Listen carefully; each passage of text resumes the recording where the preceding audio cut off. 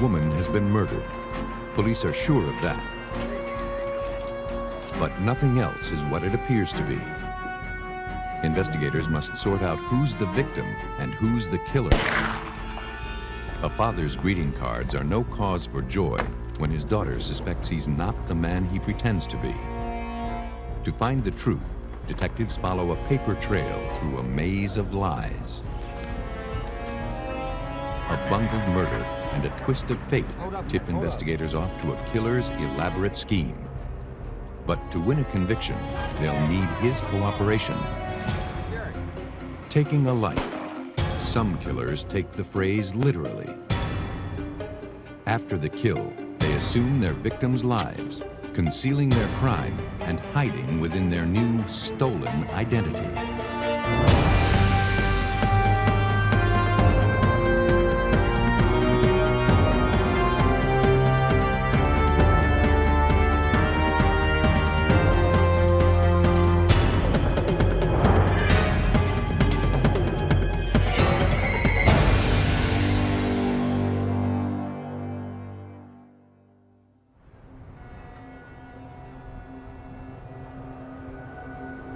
Home to more than 1 million people, Detroit is Michigan's largest and toughest city.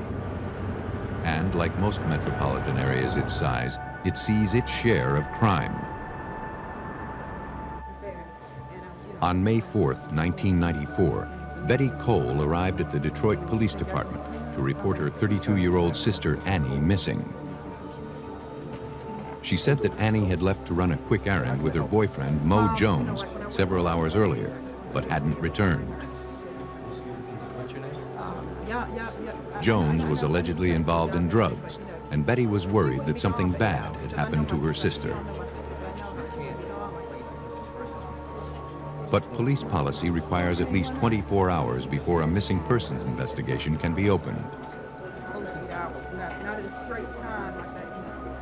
Betty would have to wait. Why don't you go home? She's probably there asleep. Though upset, she returned home, hopeful that her sister would soon turn up. Why don't you go home? The following morning, an anonymous 911 call brought police to an abandoned warehouse. When they arrived, Betty Cole and members of her family were waiting outside. Betty had also received an anonymous call from a man who claimed that her sister Annie was inside.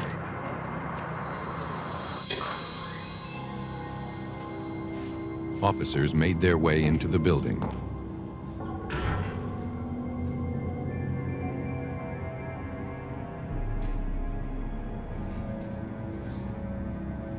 At the end of a corridor, they found the lifeless body of a young woman. She had been shot 3 times in the head.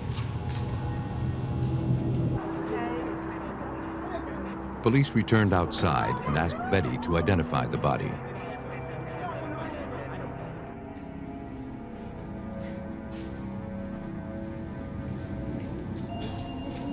When she saw the victim, she broke down. She confirmed that it was her sister, Annie Cole. Forensics technicians began processing the scene. Near the body, they collected 3 spent small caliber shells. They also found a purse nearby, but it contained no cash, credit cards, or any form of identification.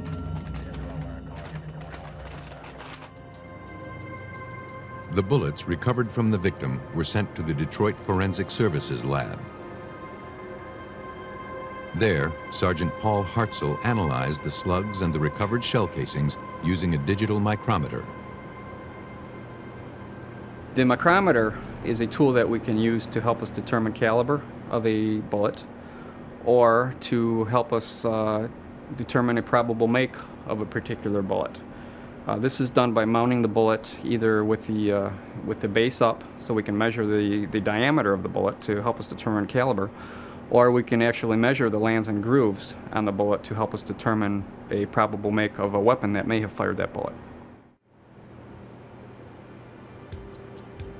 Each brand of gun creates its own characteristic pattern on a slug.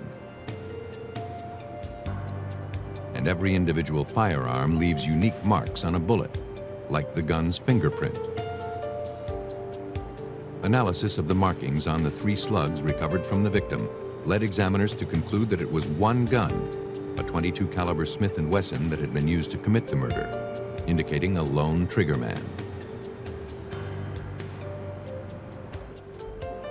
Sergeant Patrick Hennahan of the Detroit Police Department began his investigation by looking for the last person reported to have been with Annie Cole.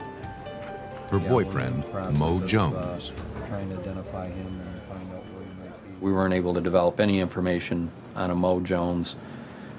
We searched, department arrest records, narcotics bureau records, things of that nature. We weren't able to come up with anything. While the search for the mysterious Mo Jones was underway, investigators tried to learn as much as they could about Annie Cole. The victim's fingerprints recovered from the crime scene were entered into the police database containing fingerprint records. After an extensive search, the database turned up no matches. Annie Cole had apparently stayed out of trouble until this terrible day. That's all you know is it's on Finkel. Unable to locate the victim's boyfriend, Detective Hennahan relied on Betty Cole for information. But after a few days, it seemed she had disappeared. I made another attempt after the weekend to contact her, and it was almost as if she had fallen off the face of the earth all of a sudden. Pat, why don't you take a look at this?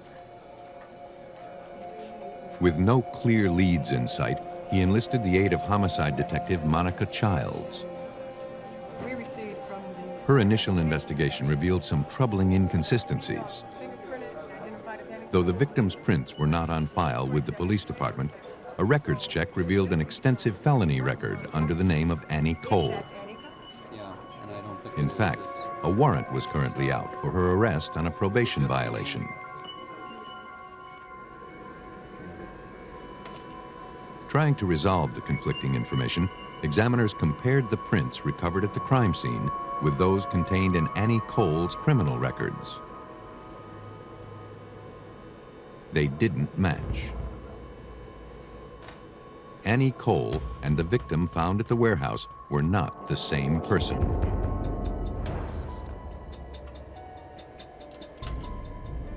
And though there were several people named Annie Cole living in the Detroit metropolitan area, the victim and the known criminal shared a common address.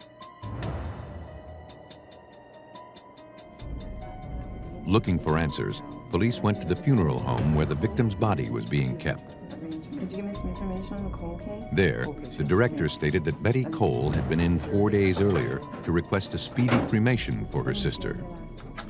She was in here 4 days ago. Betty had stressed that there wasn't to be a service. Well, it's strange when she knows there's an ongoing investigation. The cremation was scheduled for the following day.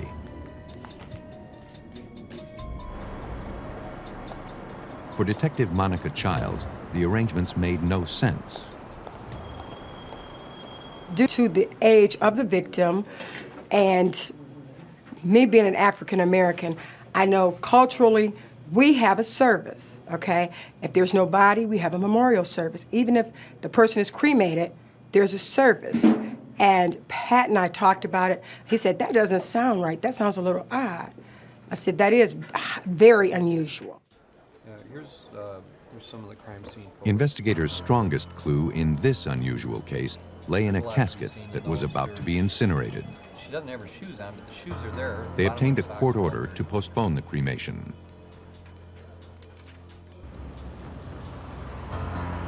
To sort things out, police needed to find Betty Cole, the woman who claimed to be the victim's sister. At the address Betty had given as her own, investigators were met by a man named James Shaver. He said he was Annie Cole's brother. He stated it was impossible that Annie had been murdered a week ago. He had just seen her the day before, leaving on a trip to Mississippi.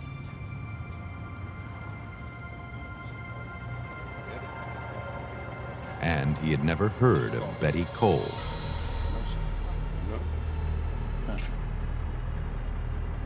He agreed to accompany police to the funeral home to try to identify the body.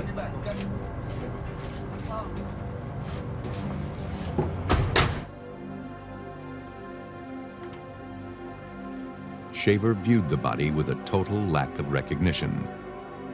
I don't know who this woman is. This is not my sister, though. This woman, whoever she was not his sister, Annie. If anyone could identify the nameless victim found in the warehouse, it was the fictitious Betty Cole, who was nowhere to be found. For investigators, it was clear that she was deeply involved in this deadly charade.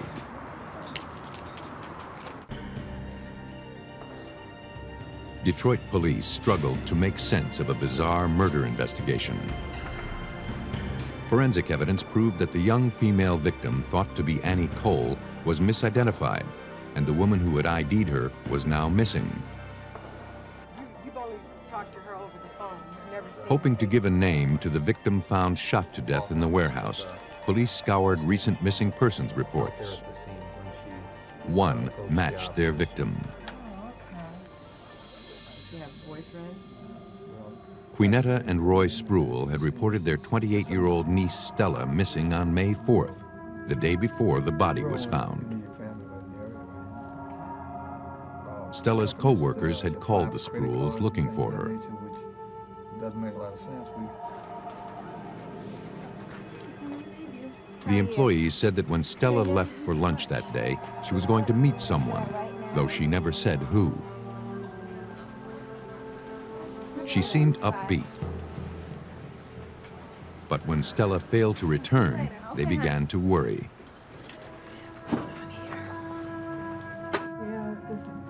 The day after Stella's disappearance, a department store clerk called the Spruills looking for their niece.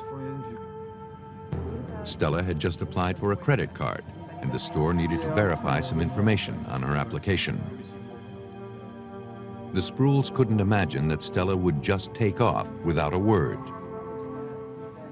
Stella Spruill, from what we learned from the family, was a religious young lady, a loyal friend, just an all-around good person. Police asked the Spruills to view the body found at the warehouse, which had since been returned to the medical examiner's office. The victim was their niece, Stella Spruill. Now, police had to figure out who had murdered her and why.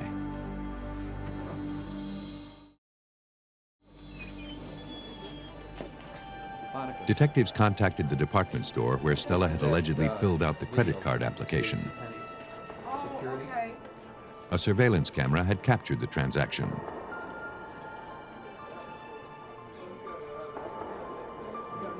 Detectives recognized the woman in the video, and it wasn't Stella Spruill. It was the person who had identified herself as Betty Cole, the victim's sister, at the crime scene. Now, she was on tape impersonating Stella.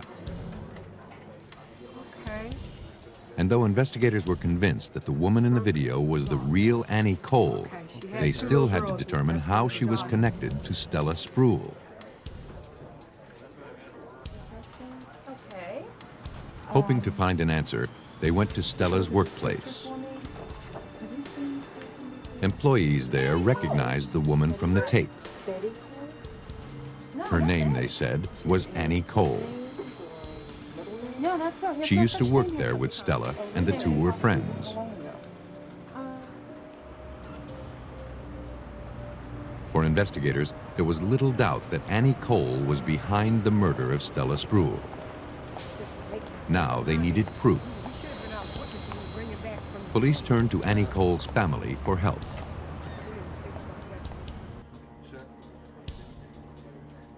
Annie's brother and one of her daughters were brought in for questioning. Police believed they might be able to identify the male voice on the anonymous 911 call that brought police to the warehouse where the victim's body was discovered. James Shaver didn't recognize the voice. But Annie Cole's daughter believed she did. While listening to the copy of the 911 tape, the one daughter said, "Well, that's my cousin Leander." Annie Cole's 17-year-old nephew, Leander Foster, was brought in for questioning. Police recognized him as being with the fictitious Betty Cole at the warehouse when the body was discovered. Annie Cole. Foster, who had no criminal record, broke down under She questioning. asked me to help her out. He admitted that Annie had promised him and his best friend $5,000 each to kill Stella Spruill. She didn't want to go to jail, so The day before the murder, Annie arranged to meet Stella at a mall parking lot. Leander and his partner were nearby, getting a look at their intended victim.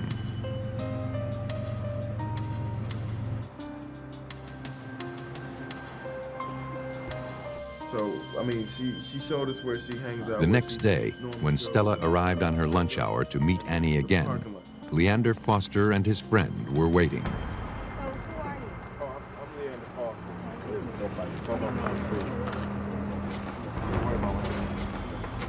They abducted her at gunpoint, forced her inside the car, and took her to the abandoned warehouse.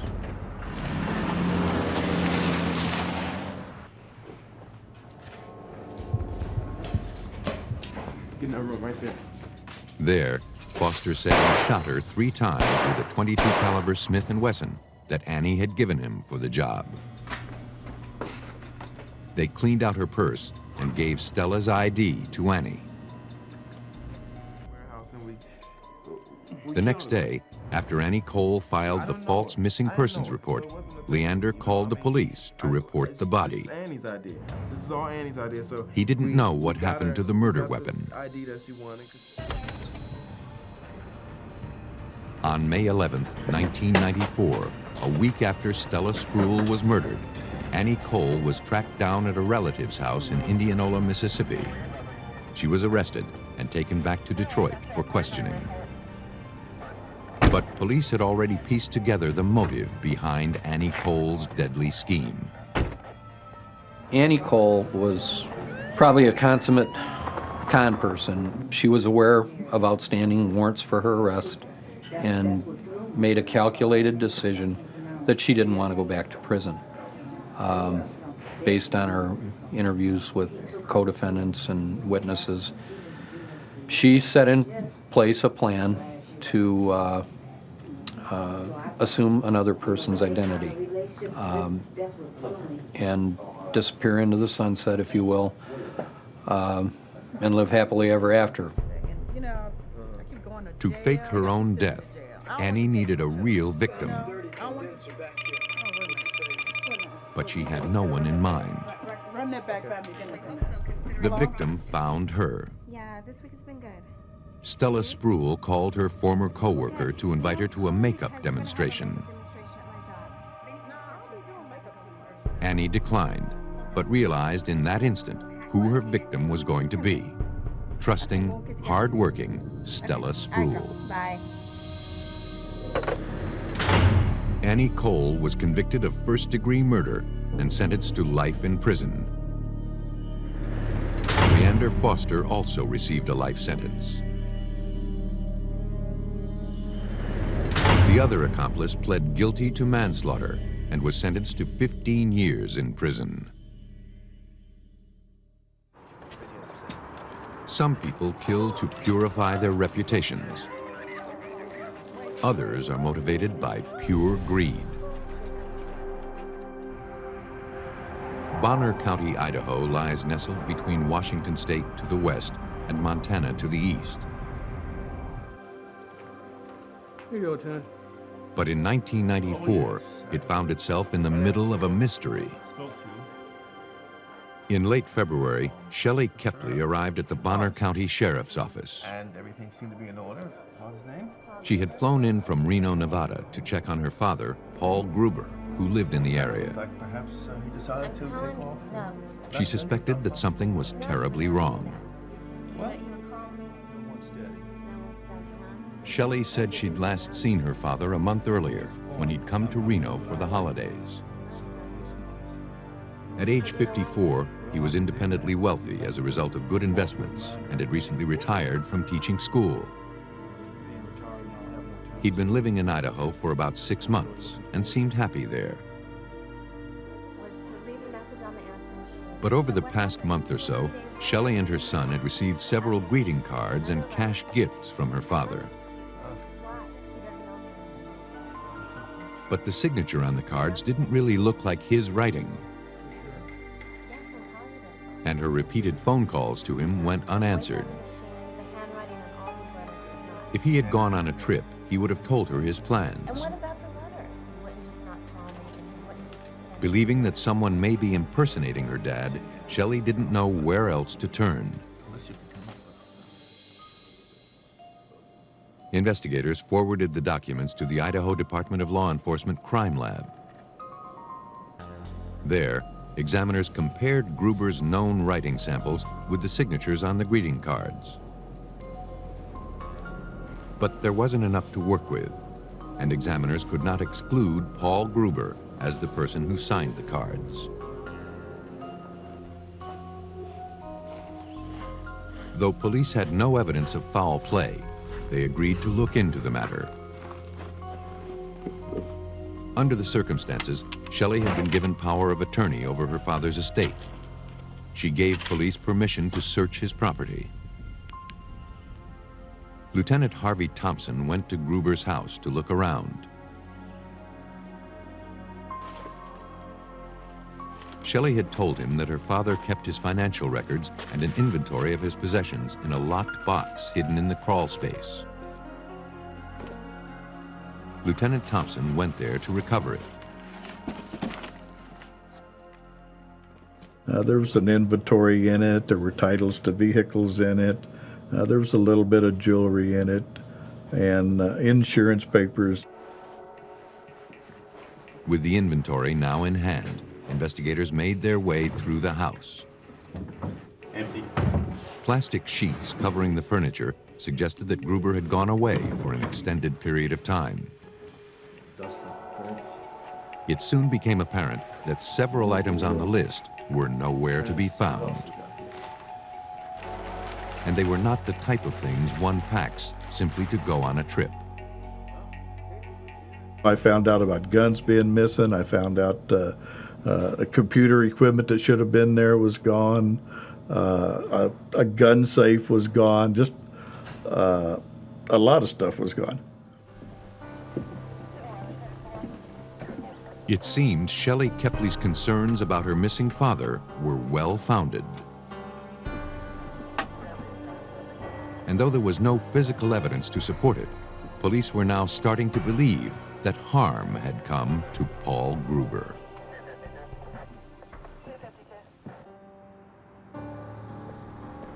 Police in Bonner County, Idaho, continued searching for clues in the mysterious disappearance of 54-year-old Paul Gruber. And though no one had heard from him in some time, his accounts were still active. While scouring financial records obtained from Gruber's bank, Lieutenant Thompson found something suspicious.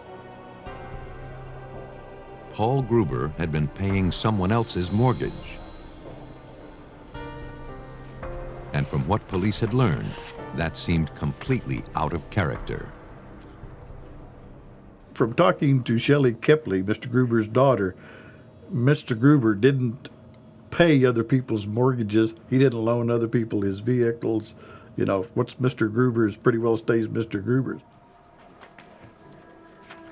Darrell Kuehl, the man whose mortgage was being paid for by Gruber, was brought in for questioning. He told police he was a general contractor who had done extensive work at Gruber's house. February 27th. He said he was starting a new home security business and other ventures that Paul Gruber had decided to invest in. Come back, give an estimate on this. Rather than investing cash, however, Gruber had agreed to make payments to Kuehl's mortgage company. To investigators, that arrangement didn't sound like something Shelley Kepley's father would agree to. To be certain they were talking about the same person, police showed Kuehl a photograph of Paul Gruber. But Kuehl didn't recognize him. That wasn't the man he knew. Someone else, it seemed, was trying to pass himself off as Paul Gruber. This is Tony, I'm sketch artist. Now you tell him. Investigators asked him to describe the man who hired him to a police sketch artist.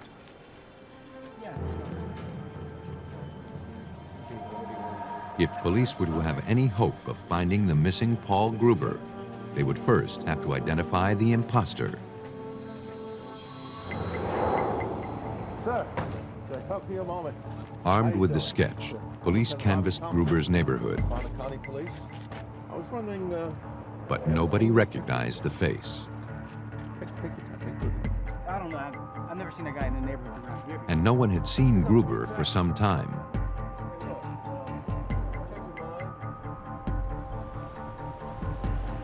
As the race to put a name to the face in the sketch intensified, investigators got a break.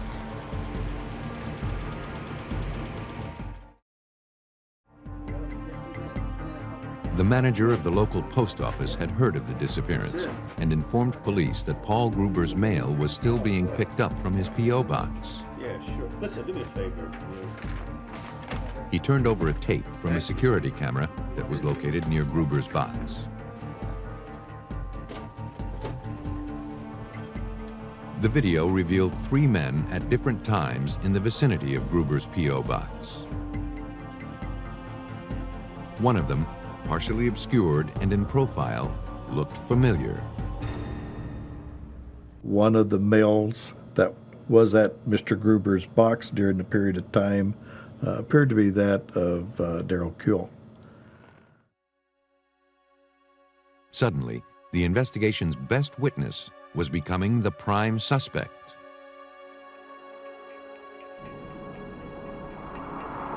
Though the image on the video was not conclusive, it was enough for investigators to obtain a warrant to search Kuehl's property. Inside his home, they found a variety of tools, electronic equipment, and other items that were similar to those missing from Paul Gruber's residence. Darrell Kuehl insisted the things belonged to him. But detectives discovered that some of the items had serial numbers matching the inventory from Gruber's safe. Though police suspected Kuehl had killed Gruber and then assumed his identity in order to cash in on his victim's wealth, they found nothing to support a murder charge. I had enough probable cause to arrest him for maybe theft and possibly forgery, but we didn't have a body. I couldn't prove that anything had actually happened to Mr. Gruber. Feeling something may have been overlooked, Lieutenant Thompson ordered another search of Gruber's home. One of the investigators had found a strange depression in the crawl space, and the excavation team began digging beneath the house. They kept at it for hours, but with no luck. Then, about 2 feet down, they were overcome by the unmistakable smell of a decomposing body.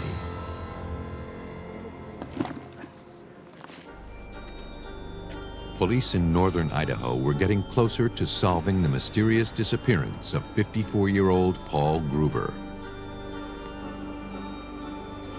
Digging in the crawl space of Gruber's home, police believed they had finally found him. We went under the house and about 2.5 feet down found a white plastic trash bag, took it out, and found several pairs of glasses and glass case in it. Also a distinct odor of a deteriorating body. 17 months after being reported missing by his daughter, Paul Gruber's body was found, wrapped in an air mattress and buried beneath his own house. He had been shot 6 times. Police theorized that Paul Gruber had been killed in order to clear the way for someone to steal his identity and access his wealth. Investigators believed that someone was Darrell Kuehl. Now they had to prove it. And the best way to do that was to physically link him to the scheme to steal Gruber's identity. The greeting cards that Gruber's daughter received, allegedly from her father, were sent to the lab for DNA analysis. Examiners removed the stamps from the envelopes, hoping to find DNA from the person who mailed them.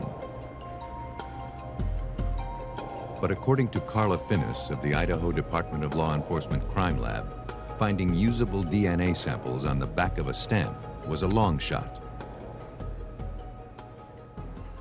When you're talking about a stamp or an envelope, the cellular material comes from cells that have been sloughed off into the saliva from the cheeks and the tongue of the individual who licks the stamp or envelope. One can imagine that that's considerably less DNA than one would find in a normal blood sample. Still, examiners were able to isolate and extract a single minute trace of saliva. The sample was enough for a DNA profile to be developed. Now, they needed a source of comparison.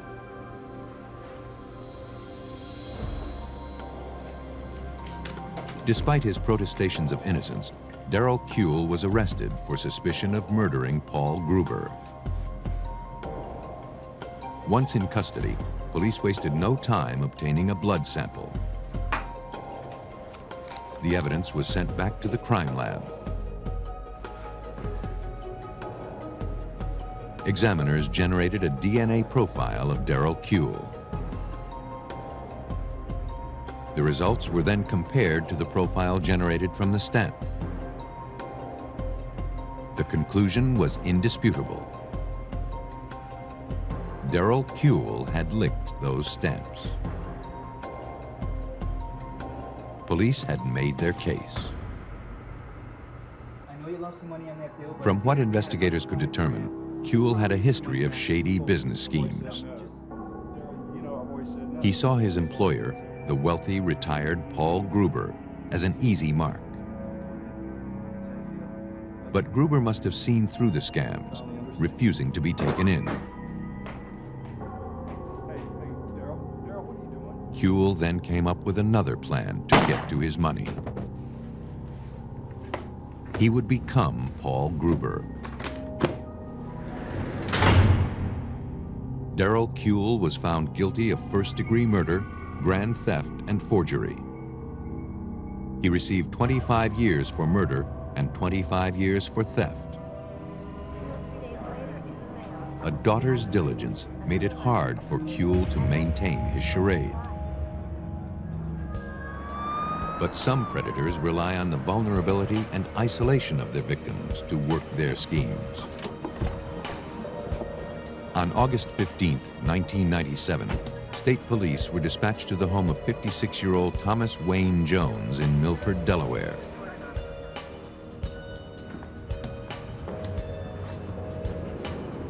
When Jones's home care nurse arrived for work, she found traces of blood on the floor. The house had been ransacked. Valuable coins and several financial records appeared to be missing. Her employer, who was confined to a wheelchair, was nowhere to be found. Some firearms, and we're gonna need to take some prints. I'm gonna need a print kit. Outside, police combed the grounds for any clues to Jones's whereabouts. One of the officers followed faint tire tracks that disappeared into a field. They led him 500 yards from the house and directly to the body of Thomas Wayne Jones. He had been shot in the back of the neck, but was still alive.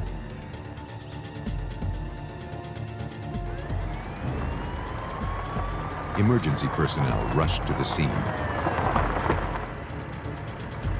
The wealthy entrepreneur was in critical condition, but still conscious.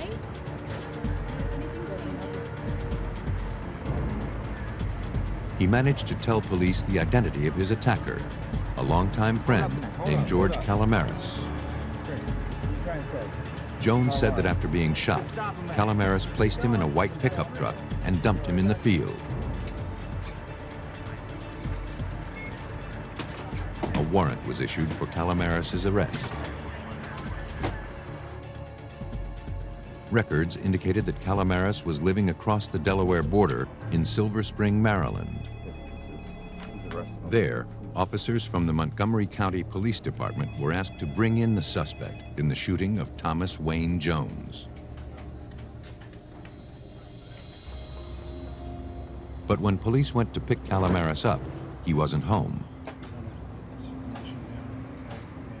Calamares' wife, Noreen, stated that she had not heard from her husband in a few days.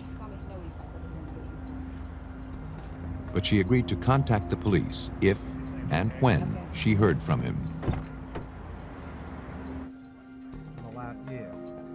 Police were skeptical that Calamares' wife would actually turn him in. But a few hours later, Montgomery County Detective Terry Ryan received a call. Mrs. Calamares notified the police once she was contacted by George Calamares. He was living in a wooded area, essentially on the lam, close to the home, and he contacted her in an effort to get some money and clothing. Mrs. Calamares told police that her husband was on his way to a nearby convenience store to buy supplies. When he exited the store, police were waiting. They moved in and made the arrest. He was transported to the Maryland Detention Center and booked for the attempted murder of Thomas Wayne Jones.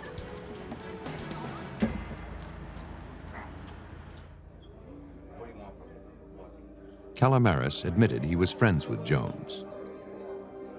Having recently returned to the area after living in North Carolina, Calamares had gone to visit Jones that morning. He strongly denied any knowledge of the attack. Though investigators suspected that Calamares was lying, they had no obvious motive and no hard evidence linking him to the crime.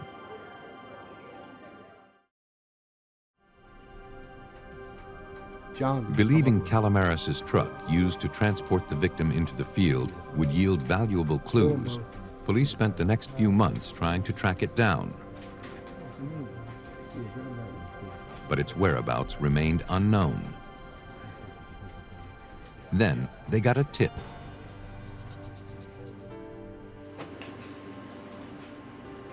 An anonymous caller told police that the pickup truck could be found at a machine shop in nearby Dickerson, Maryland, owned by one of Calamares' friends.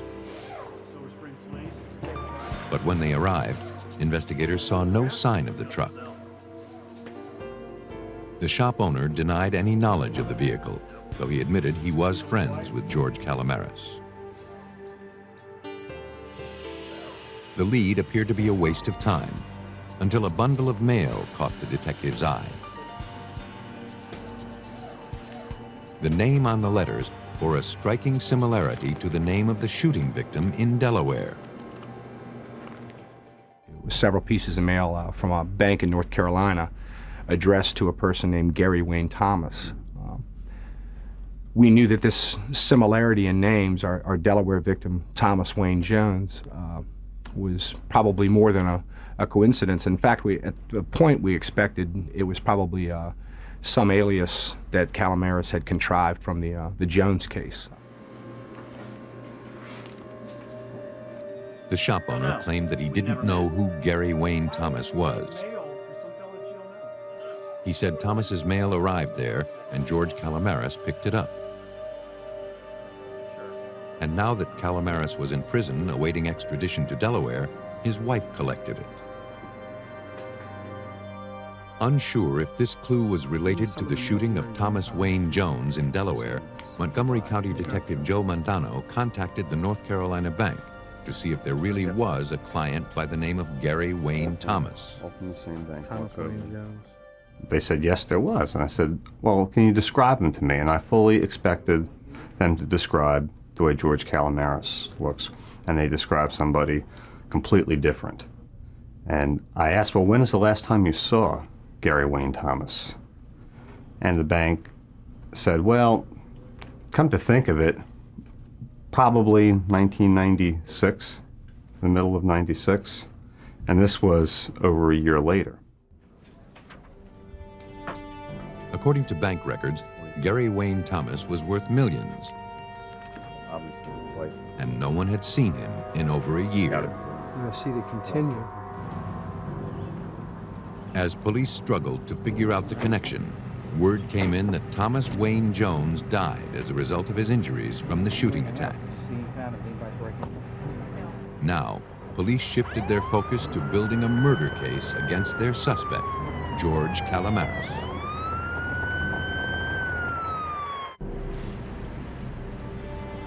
While police struggled to link George Calamaris to the murder of Thomas Wayne Jones in Delaware, their investigation uncovered a strange clue.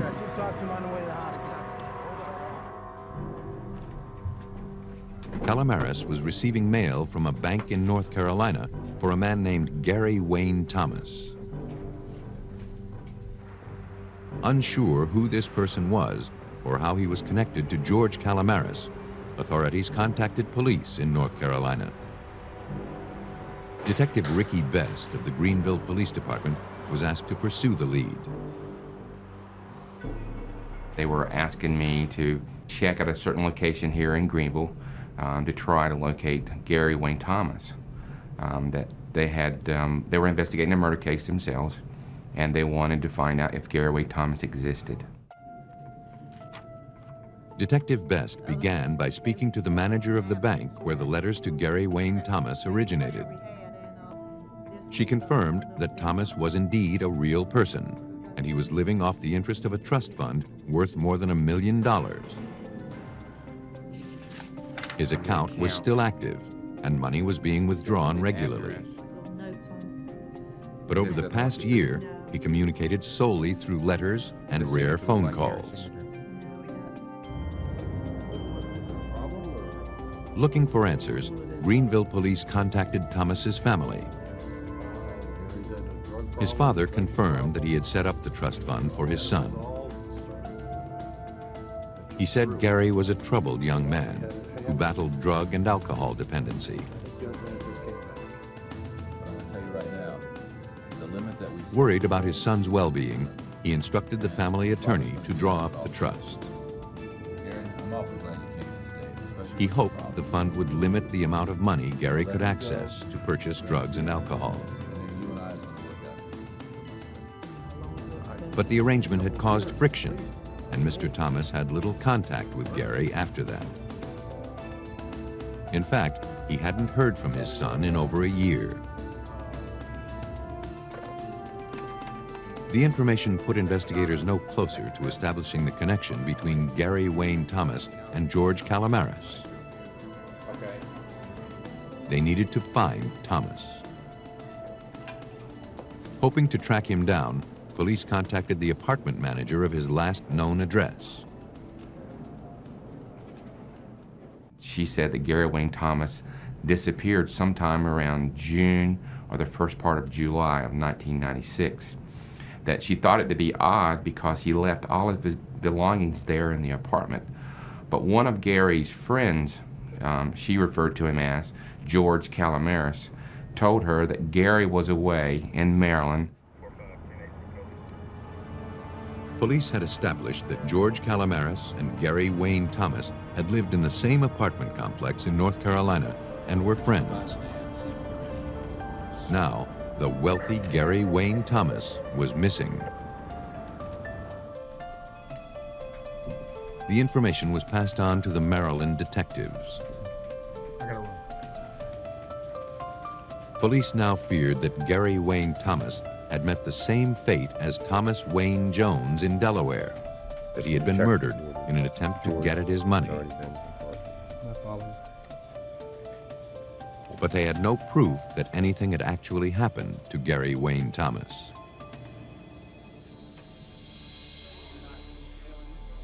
In fact, money was still being withdrawn from Thomas's account through a bank in Silver Spring, Maryland. But it couldn't be Calamaris making the withdrawals. He was in prison.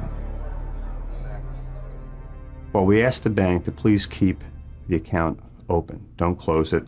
Allow the withdrawals to continue so we could start tracing them. And when we did that, we immediately, from the codes, from the transaction codes, we could find out what bank the money was being withdrawn from in Maryland, obtained the bank film, and the first film we obtained, the person obtaining the money was Noreen Calamaris, George's wife.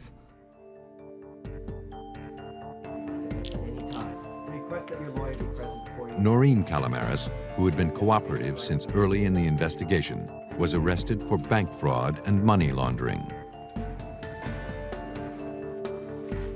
A subsequent search of the Calamaris home uncovered Gary Wayne Thomas's ATM card and some unmailed letters allegedly signed by him asking his bank to increase his monthly allowance.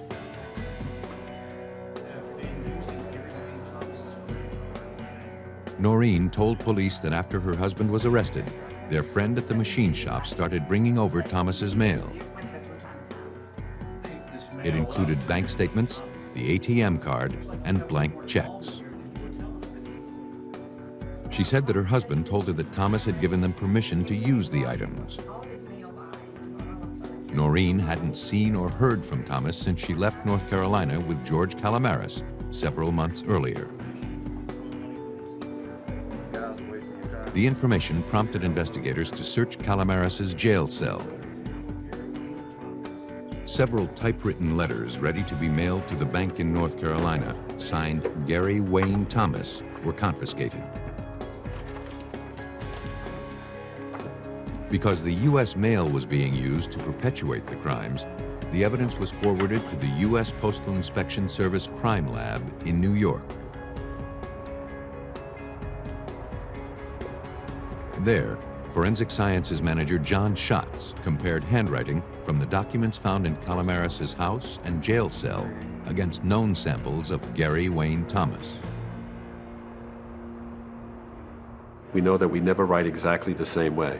If we have writings that is exactly the same, it's usually an indication that it is a trace forgery or another type of photocopy that has been reproduced and the document has been altered. But in many cases, what we do is we compare the idiosyncratic movement, we make a comparison of the similar motions and dissimilar motions, and then we become a determination if they're written by the same author. Besides the shape and slant of the letters, analysts also look for the pressure on the page and places where a forger paused to consciously form his letters a certain way. These pen lifts can be a tip-off to a forgery. When we made those comparisons, we were able to determine that Mr. Calamaris was the author of the Gary Thomas signatures on the typewritten letters. Unable to dodge the evidence, Calamaris knew his run was over. To avoid the death penalty, he confessed to his crimes. He told investigators that he had been friends with Gary Wayne Thomas, but soon became jealous of his wealth. He plotted to kill him and take over his life, or at least his trust fund.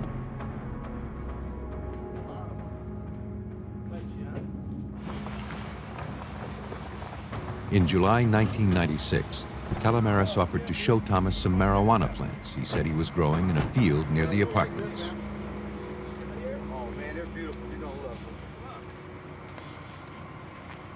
But when they drove out there, Calamaris shot Thomas dead. He left him in the woods, then later returned to scatter the remains so they would never be found. The crime went undetected for almost 3 years.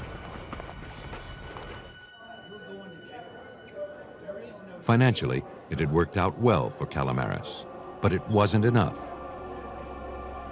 Soon after returning to Maryland, he began devising another scheme. He would kill his friend, Thomas Wayne Jones, assume his identity, and cash in on his victim's wealth. The plan backfired, however, when Jones lived long enough to identify his attacker. For his crimes, George Calamares received 395 years for the federal crime of bank fraud, life in prison for the murder of Thomas Wayne Jones, and 45 years for the murder of Gary Wayne Thomas. Noreen Calamares received 6 months of house arrest for money laundering and mail fraud. For some murderers, taking a life is not enough. They want to become their victims. The result is an ongoing deception that's difficult to maintain. Each day increases the chances that a killer will be exposed, hiding behind a stolen identity.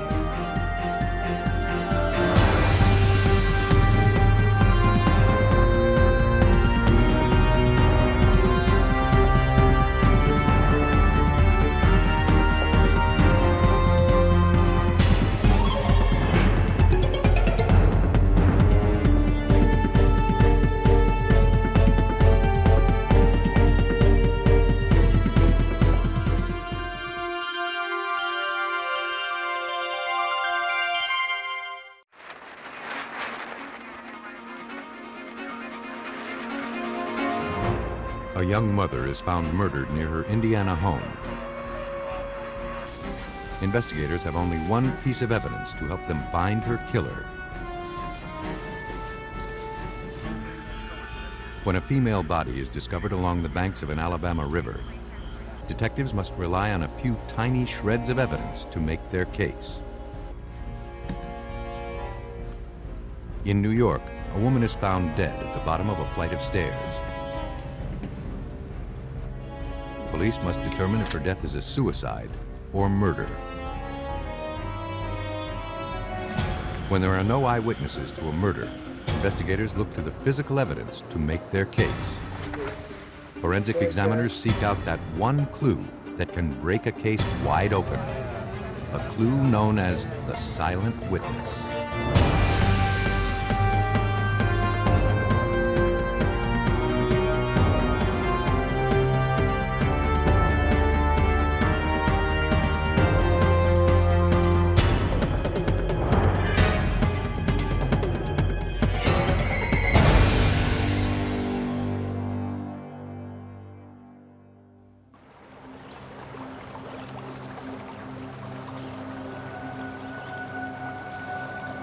Named for the river flowing through its center, Elkhart, Indiana epitomizes the ideal of small-town America. It's a quiet, close-knit community, a place unfamiliar with the problems of violent crime. On March 3, 1992, a concerned father entered the Elkhart Police Department to file a missing persons report. My daughter, her name is Ruben Hernandez hadn't heard from his daughter in nearly 15 hours. 25-year-old Sandra Hernandez had dropped off her 3-year-old son around 5 p.m. the previous evening.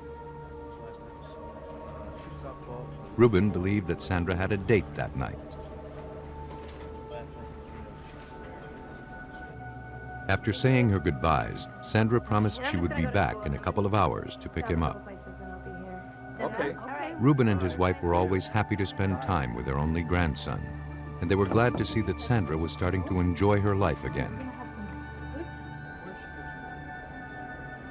She had recently ended a turbulent 4-year relationship with her child's possessive father. Ruben explained that when he went to check on Sandra at her apartment, he got no response, though her car was still parked out front. One particular guy that's been giving her a hard time. Mr. Hernandez's concerns prompted Elkhart Police Lieutenant Tom Cutler to forego the 24-hour waiting period required before opening a missing persons investigation. He's a fellow who was very concerned about not only his grandchild who he was taking care of, but also his missing daughter. And he knew that she wouldn't take off and leave the child without touching base with him. After distributing Sandra's description to area law enforcement agencies, police quickly contacted her ex-boyfriend. Did you guys argue? Sean Parks strongly denied any knowledge of Sandra's disappearance. Stuff about the kid, you know. Why would you bring up something really like when I worked? But he admitted that his 4-year relationship with her had been rocky. He said that recently he and Sandra had been arguing frequently and sometimes violently. Mostly, they fought over custody of their son. Sandra vowed she would never give up her child.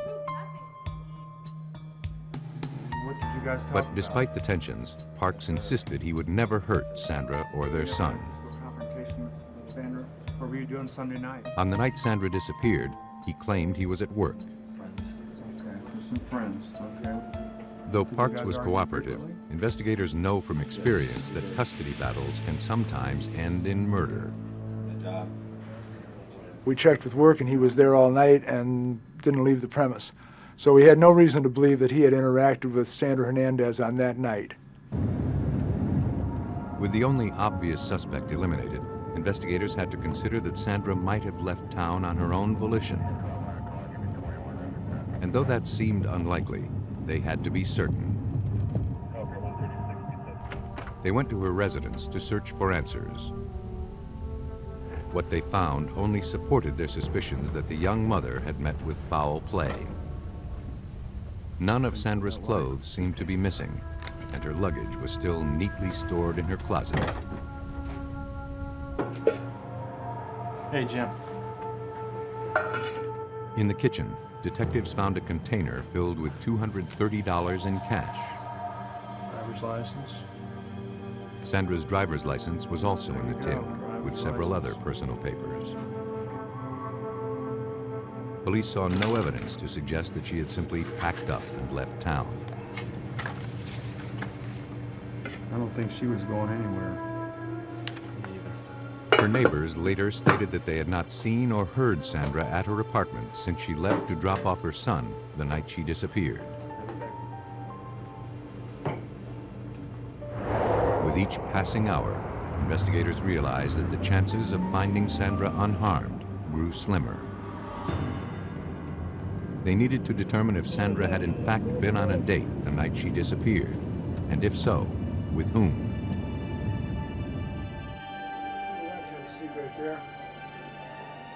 Sandra's friend, who worked with her at a door manufacturing company, came in to answer questions. Okay, police department.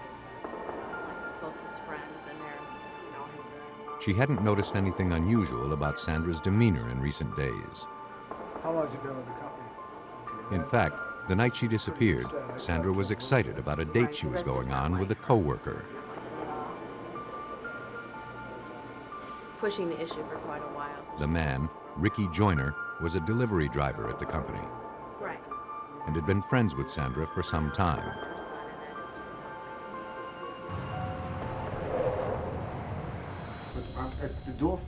When contacted by police, Joyner volunteered to come answer questions.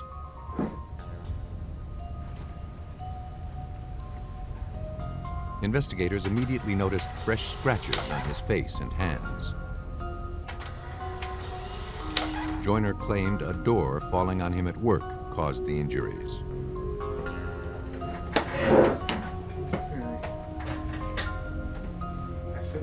He admitted that he had been out with Sandra the night she disappeared, but only as friends.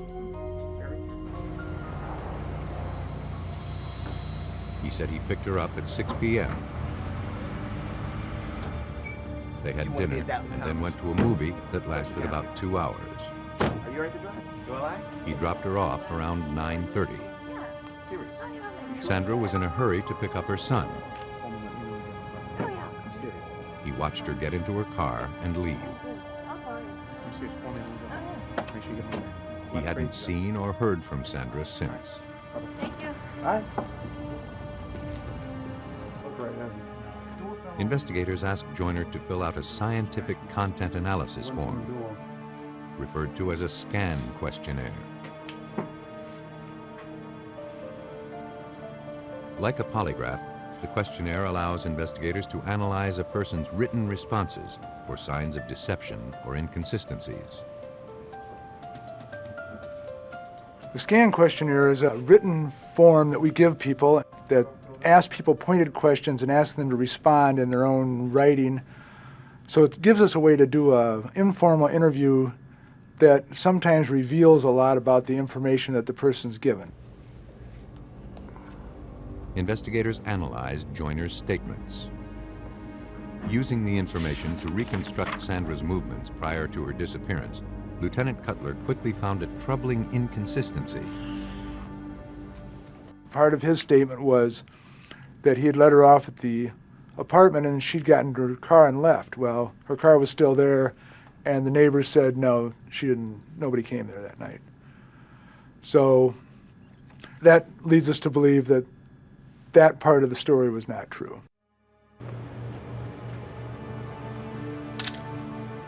Though police had no motive and no direct evidence that a crime had been committed, they obtained a warrant to search Joyner's residence.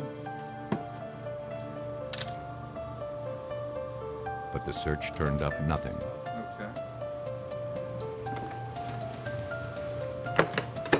Investigators knew they needed to look past the obvious.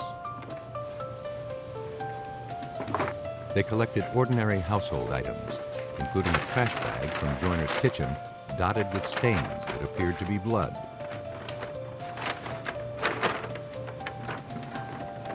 Tests later showed, however, that the substance was not of human origin.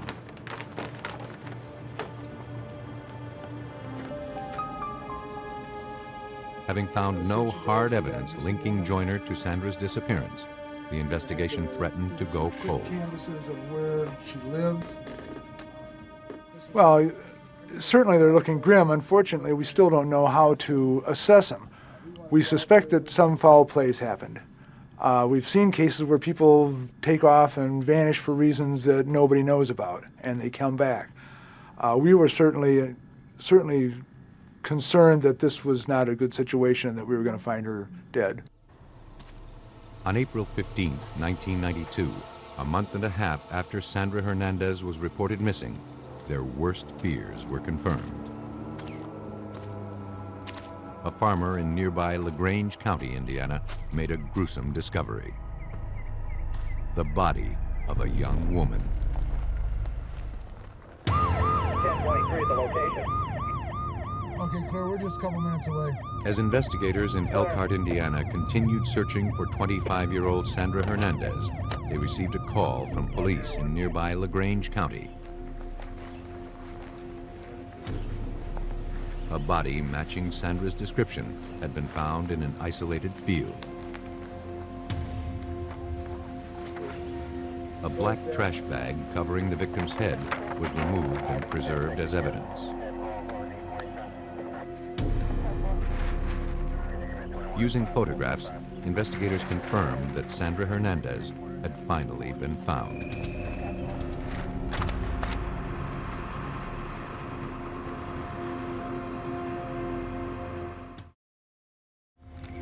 Police began scouring the scene for any useful evidence, but nothing that could help them identify a suspect was found. After an exhaustive search of the area, it appeared that Sandra's killer had been careful not to leave any trace of evidence behind.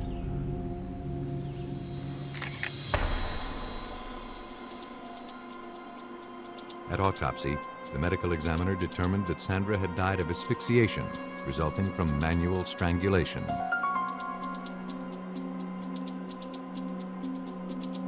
An analysis of the victim's stomach contents indicated that she had been murdered within an hour after eating.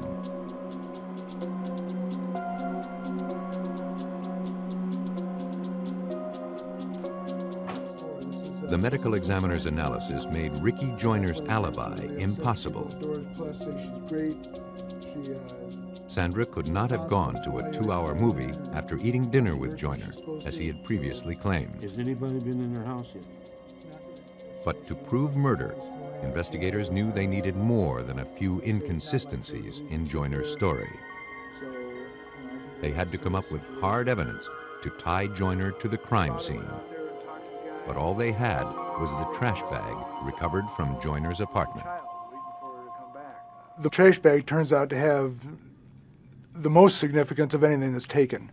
The trash bag that's found on the corpse, when the state police tech decide to look at the evidence, send it to the lab, they talk to our techs, and they decide, hey, we've got this bag from Joyner, the suspect's apartment. Let's send it to the lab with the bag we found on the corpse, just to have them look at it.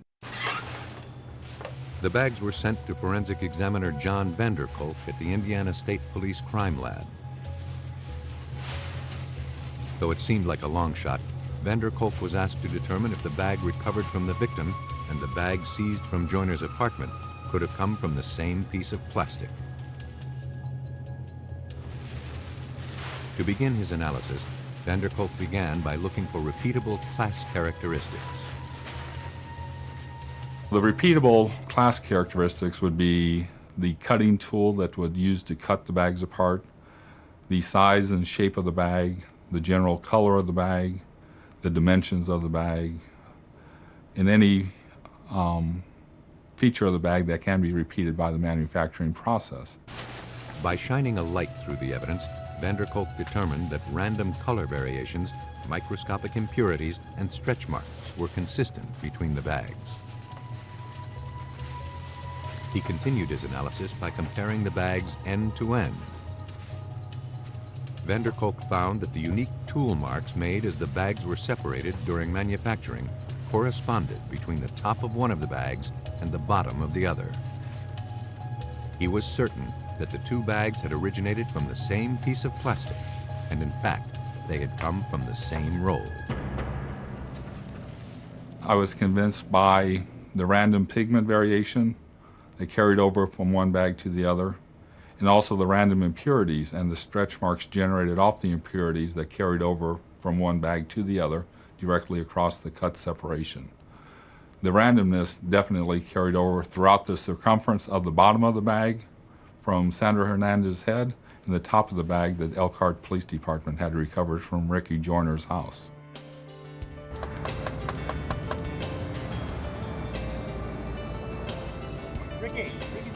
With no way to explain how a trash bag from his apartment ended up around the victim's head, Ricky Joyner was arrested and charged with the murder of Sandra Hernandez. Police surmised that after going out to dinner together, Sandra went with Joyner to his residence. But something went wrong. After a violent struggle, Joyner strangled Sandra to death.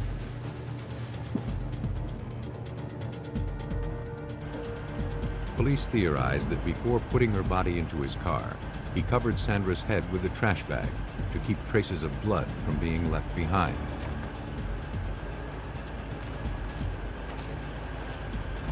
He then drove his victim to nearby LaGrange County. He placed her in the isolated field and left her there.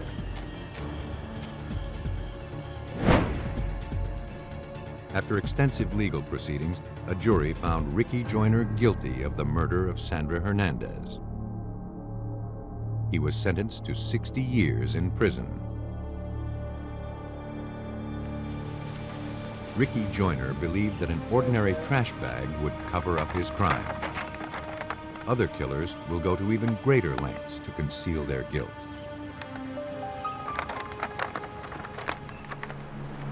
Nestled in the Tennessee River Valley, the city of Decatur, Alabama clings to a rich and colorful past. Its laid-back southern charm and its reputation as a fishing haven attract thousands of sportsmen each year.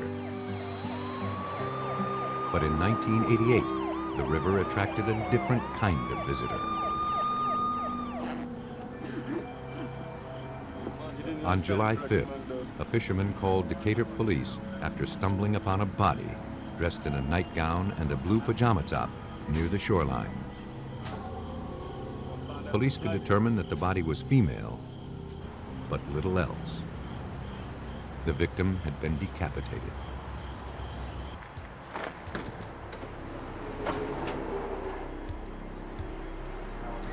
After securing the area, investigators began the task of processing the scene for clues that could tell them who this victim was.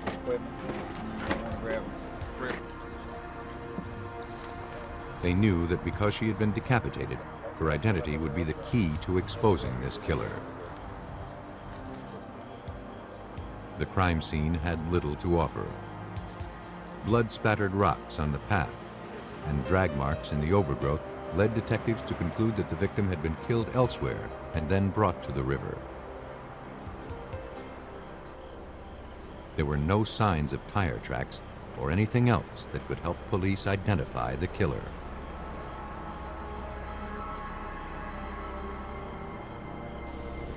With only the victim's fingerprints to work with, Sergeant John Boyd of the Decatur Police Department began trying to put a name to the Jane Doe. And from those fingerprints, we tried a number of agencies to see if we could make an identification. We tried through here, we tried through Huntsville, and we couldn't get anything. To expand the search, the prints were cataloged and then forwarded to the FBI, whose national fingerprint database might yield better results.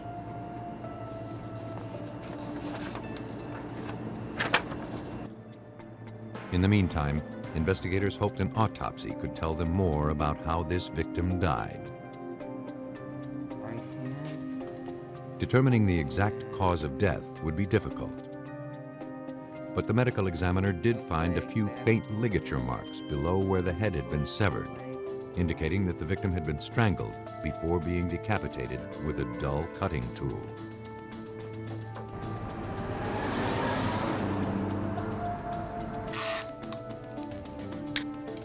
The pajama top and nightgown worn by the victim were collected and forwarded to the Alabama Department of Forensic Sciences. There, trace evidence examiner John Kilbourne began processing the clothes for any potential clues. We use a method that we call taping, where we take cellophane tape and using the sticky or adhesive surface of the tape, we press it down on the clothing, and what this does is collect any particles, hairs, fibers, or other particles from the surface of that clothing. Kilbourne found a substantial number of hairs and assorted red and black synthetic fibers that had clung to the victim's clothing. Having more than 20 years' experience analyzing similar evidence from crime scenes, Kilbourne believed he knew their origin. Some of the fibers were unusual in that the fibers had adhesive on them, some type of glue on the surface. I have had other cases similar that had fibers similar to this, and in each of these cases it turned out to be adhesive from a felt car mat in the trunk mat.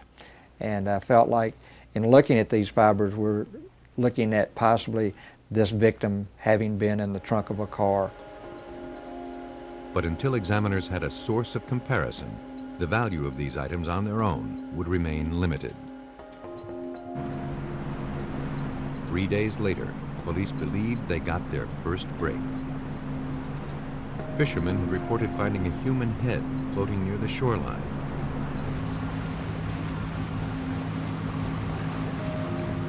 The area was less than a mile from where Jane Doe's body had been discovered.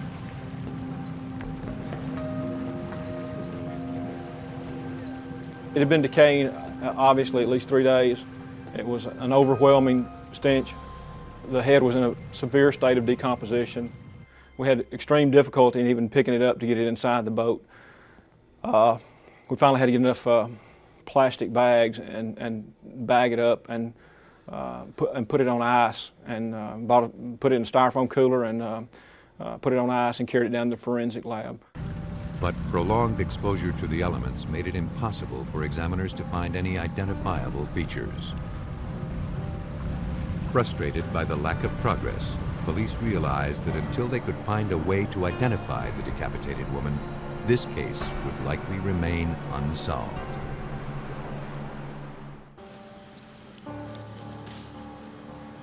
Police in Decatur, Alabama were making little progress in identifying a headless female victim pulled from the banks of the Tennessee River.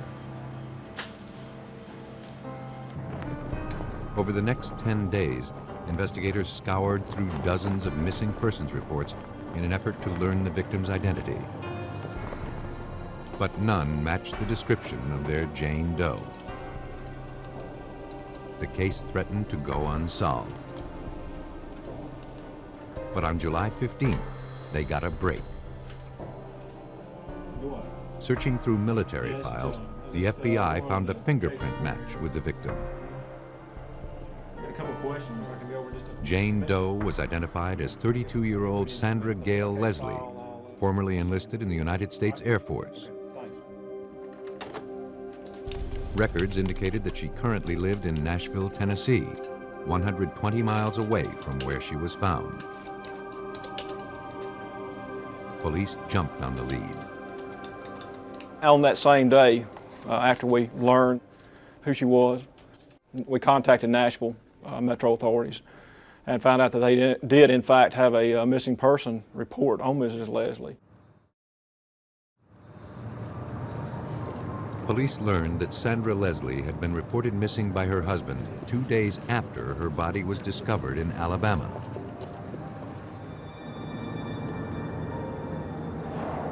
Decatur police traveled to Tennessee and teamed up with Nashville authorities.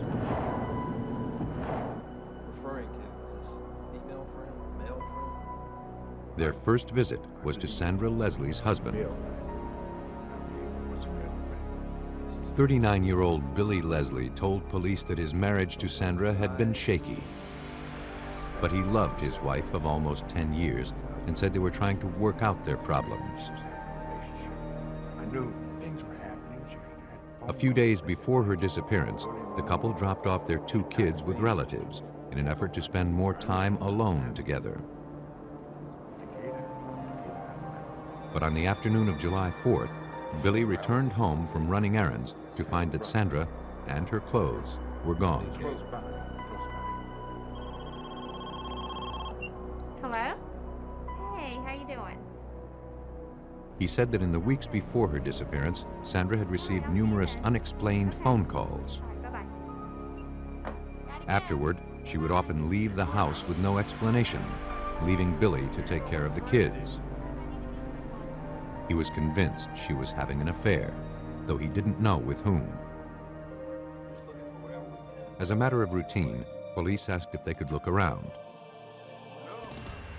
Billy gave his consent.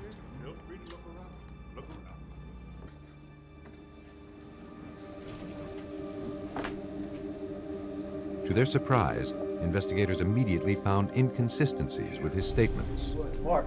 All right. Sergeant Robert Moore of the Nashville Police Department took part in the search. He said she took her clothes with her. The closet was so full of clothes you couldn't put another blouse in it. There was no room for anything else. Dresser drawers, her clothes are gone, but yet every drawer was full. I mean, it just didn't look like somebody had moved out. Though Billy couldn't explain the discrepancy, he insisted that he would never hurt his wife, and he certainly had nothing to do with her murder.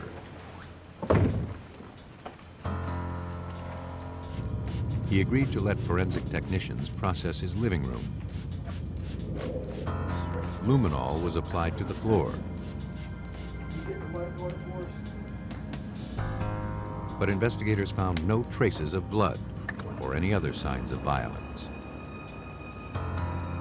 But there were indications that the residence had been thoroughly cleaned recently. They could bring the house light Despite on. the lack of evidence, investigators suspected that Billy Leslie was hiding something.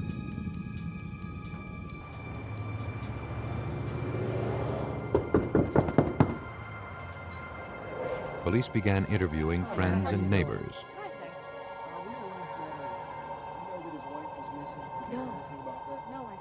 One neighbor claimed that Billy and Sandra fought often. Just a few days before Sandra disappeared, she heard what she described as a knockdown, drag-out fight coming from outside her window. When she looked outside, she saw Billy screaming at Sandra. As the fight escalated, Billy became physically abusive toward his wife. The neighbor didn't recall seeing Sandra after that night. She just assumed Sandra had finally decided to leave Billy.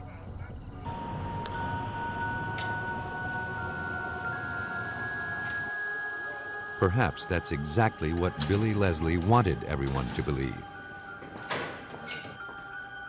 Come here, just have a One of seat Sandra's here, if you will, friends told police that Sandra had recently filed for divorce, and as a result, Billy had become increasingly violent toward her.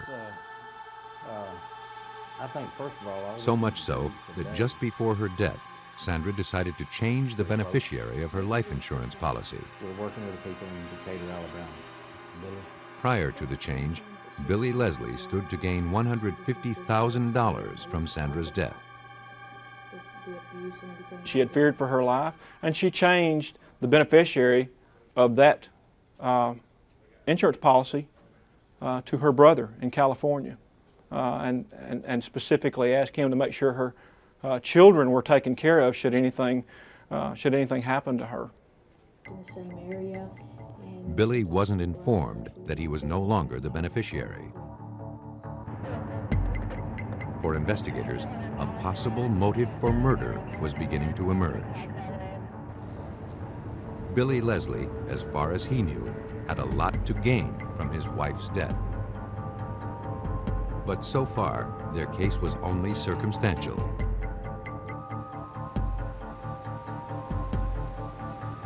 Later that evening, police obtained a warrant to search Billy's car, possibly used to transport Sandra's body to Alabama. Luminol was applied to the trunk. Investigators found an overwhelming amount of substance that appeared to be blood. Billy Leslie explained he had gone fishing recently and put his catch into the trunk.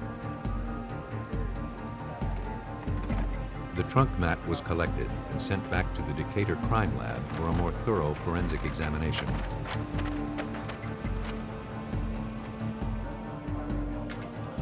While waiting for the test results, investigators continued to build their case. Hoping to find witnesses that could put Billy near the crime scene, police released details of the murder to the media in Alabama. A few days later, the tactic paid off. Convenience store. A Decatur resident remembered having a conversation with a man at a convenience store a few hours before Sandra's body was discovered. And so I gave He had him asked where to find a good fishing spot. The woman directed him to an area half a mile away. Got his car and It was the same location where the victim was found. What time of day? She was shown a photo lineup. well, I was in the convenience store at 3 in the morning on Saturday. She had no idea who the suspect on the photo lineup was, but she was able to immediately point to Billy Leslie and say, "This is the guy. This is the guy that was here," and asked me about a place to fish. The witness testimony put Billy Leslie just a half a mile away from the crime scene on the day of the murder, and investigators had no doubt that he was responsible for his wife's death. Now, they hoped the crime lab would provide irrefutable proof. Authorities were closing in on Billy Leslie, the man they believed responsible for the decapitation of his wife, Sandra. Though their case was largely circumstantial, they hoped a trunk mat collected from the suspect's car could physically link him to the homicide.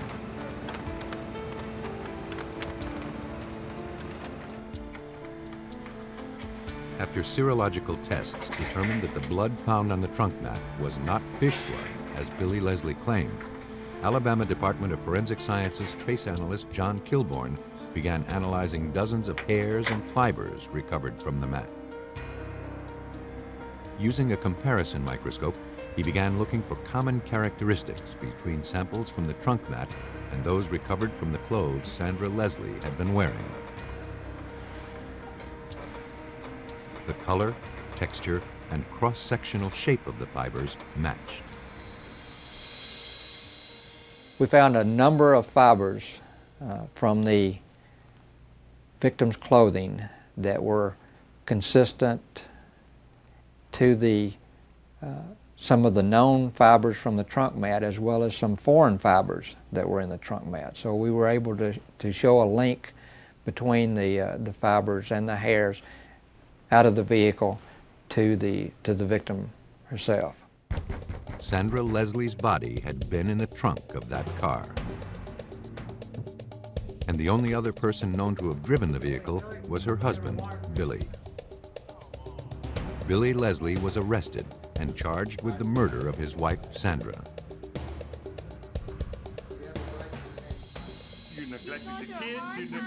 Police theorized that Billy Leslie believed he had much to gain from killing his wife before their divorce was finalized. On July 4th, 1988, after a heated argument, Billy made the decision to kill his wife. After strangling Sandra, he loaded her into the trunk of their car and set out to dispose of the body on the banks of the Tennessee River in Decatur, Alabama.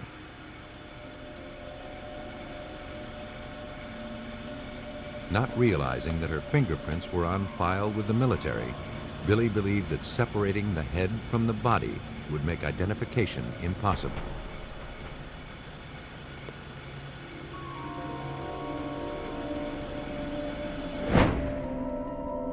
In December of 1989, Billy Wayne Leslie was convicted of first-degree murder and sentenced to life in prison. Even in death, Sandra Leslie managed to leave behind clues that pointed to her killer's identity. But in some cases, investigators have no idea where the evidence will lead them.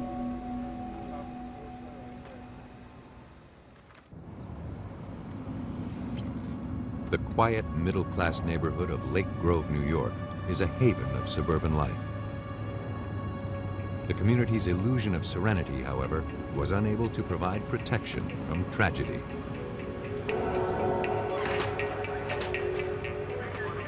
On April 7, 1994, police and paramedics were dispatched to the home of 47-year-old Stuart Kovacs.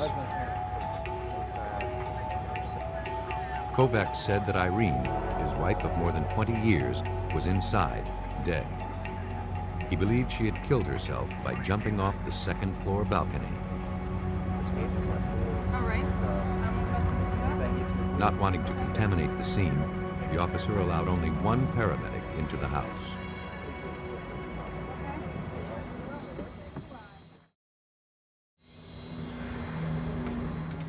Inside, 45-year-old Irene Kovacs' lifeless body was lying on the floor, covered with a towel.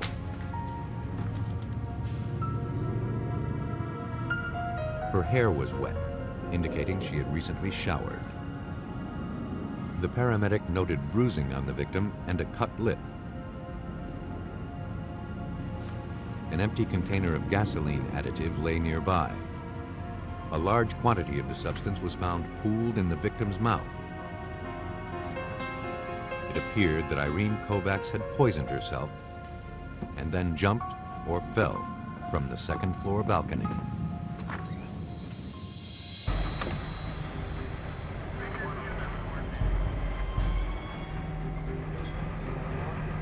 Stuart Kovacs said that while working in the garage, he cut himself on a power tool.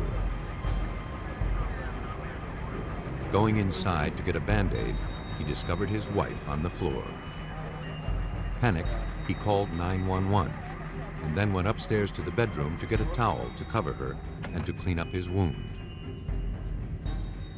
On the couple's bed, he discovered a suicide note tucked underneath the family Bible.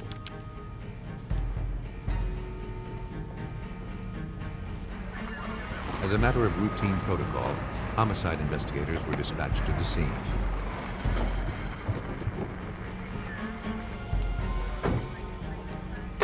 Armed with a video camera, the team made their way into the residence. Almost immediately, they were struck by the victim's appearance. Lieutenant John Girash of the Suffolk County Police Department explains. It's somewhat unusual that a woman would want herself to be discovered not dressed. In and of itself, that is not proof of anything other than suicide, but it is one of the circumstances that we take into account as we investigate. After removing the body, police continued examining the scene. On the second floor landing, they found a piece of recently dented sheetrock on the wall about ankle height, as though it had recently been kicked in anger, or perhaps a struggle. Unsure of its significance, the area, along with the rest of the scene, was thoroughly photographed. A short while later, after learning of his mother's death, the Kovacs' 19-year-old son came in to speak with detectives. He said that the situation at home had grown tense in recent months. It was just, he had probable cause to think so. He found it. His parents' divorce was due to be finalized soon, and his dad had become increasingly abusive, often exploding into a rage over nothing. In one recent incident, Stuart Kovacs returned home early from work and confronted Irene with a note he had found that had been sent to her by a business associate. Though Irene denied any wrongdoing, Stuart accused her of having an affair and began threatening her with violence. Suffolk County Homicide Detective Robert Doyle. The Kovacs children indicated to us that there was a very, very poor relationship at home, that apparently Irene Kovacs was in tremendous fear of Stu Kovacs. He abused her mentally, probably more so than physically. It was a real hellish situation to be children in that particular home. The son added that on the night before his mother's death, she had seemed normal and happy, not at all depressed or suicidal. For investigators, the routine suicide investigation had raised more questions than answers. Irene Kovacs just didn't seem a likely candidate for suicide. Now, police realized that the circumstances surrounding this tragedy demanded a closer look.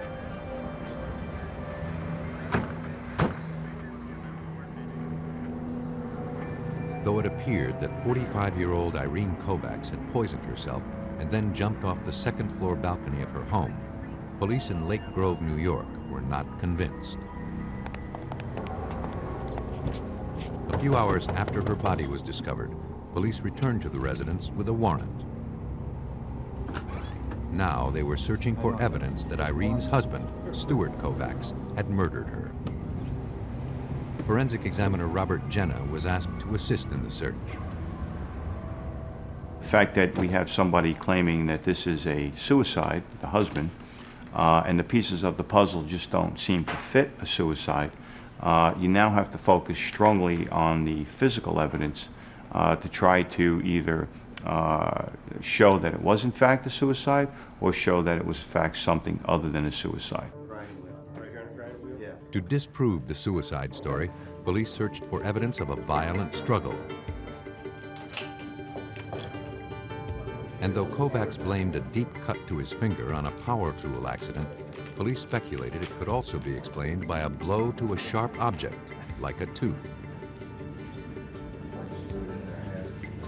But traces of Stuart Kovacs' blood were found exactly where he insisted the accident took place.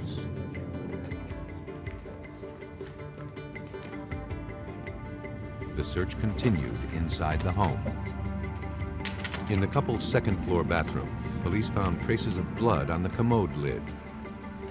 A washcloth found in the sink also appeared to be blood-stained.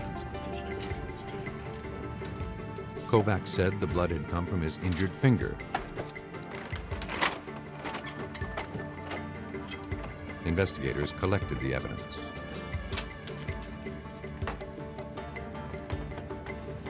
In the bedroom, an officer recovered the suicide note found earlier by Stuart Kovacs. Even though the writing was identified as Irene's, a close inspection of the language caught investigators' attention. What he purported to be a suicide note was in fact some writings of Irene Kovacs that really had nothing to do with suicide at all. She was talking about her life, she was talking about various things that she was going through personally in her life. At no point did that particular note indicate or suggest that she was going to commit suicide. Unsure what to make of the evidence, police hoped Irene herself could give them answers. The medical examiner determined the cause of death was blunt force trauma to Irene's head and chest. But he could not rule out that the injuries occurred as a result of the fall from the second floor.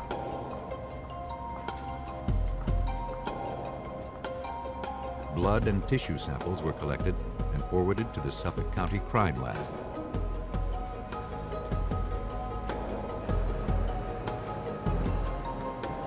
There, toxicologists began analyzing the samples for the presence of the alcohol methanol, the main compound used in gasoline additives like the one Irene allegedly swallowed. First, examiners analyzed Irene's blood samples by using a gas chromatograph, an apparatus that separates complex mixtures into individual compounds. The analysis of the blood confirmed that fatal amounts of methanol were present. Toxicologist Ed Briglia of the Suffolk County Crime Lab continued the analysis on the tissue samples. Subsequent to that finding, we analyzed other specimens that we received, primarily gastric contents, intestinal contents, and esophageal contents. Those specimens revealed no methanol to be present, which was totally contrary to the notion that Mrs. Kovacs could have consumed methanol shortly before her death. The reason this is the case is that it takes a period of time, anywhere from a minimum of approximately 1 hour upwards to approximately 4 to 5 hours for the alcohol to be removed from the stomach. For methanol to be found in the blood but not in the tissues told examiners that the gas additive had been absorbed through Irene's skin, not ingested through her mouth. She never swallowed the gas additive. To make sense of the findings, police turned back to forensic examiner Robert Jenna. Using photographs and diagrams from the scene, Jenna found a clue. There were portions of Irene's body lying underneath the second floor landing. It was unlikely that she came to rest in that position after falling over the railing. And Stuart Kovacs claimed he never touched Irene's body. And there was something else. One of the photographs revealed that the gas additive stains on the floor formed an outline of Irene's body.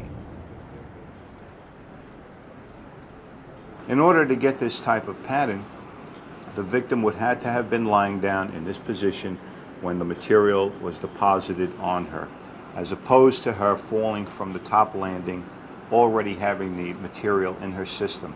So it was consistent with her being in this position, lying on her back, the liquid deposited on her face and body, causing this outline that led us to believe that this particular case was not a suicide, but a homicide.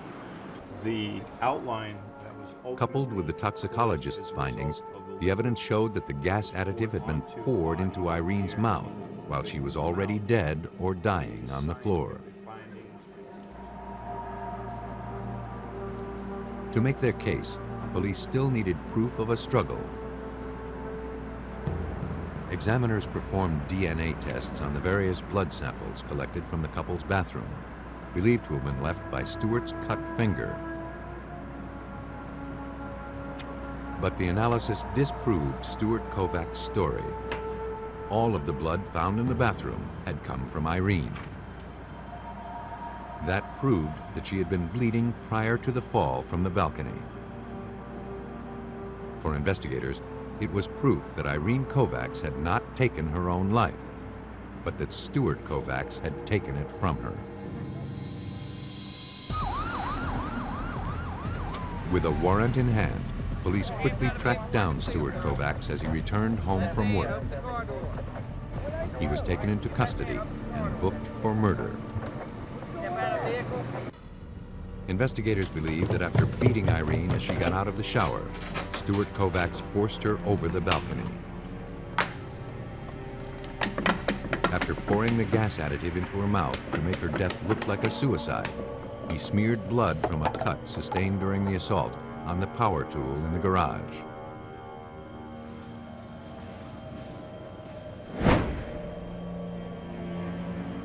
On December 17, 1996, Stuart Kovacs was found guilty of second-degree murder. He was sentenced to 20 years to life in prison.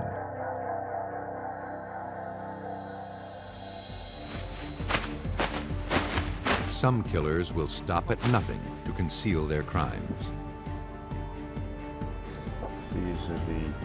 When there are no human observers to a murder, investigators must look for a different kind of witness to reveal a killer's identity.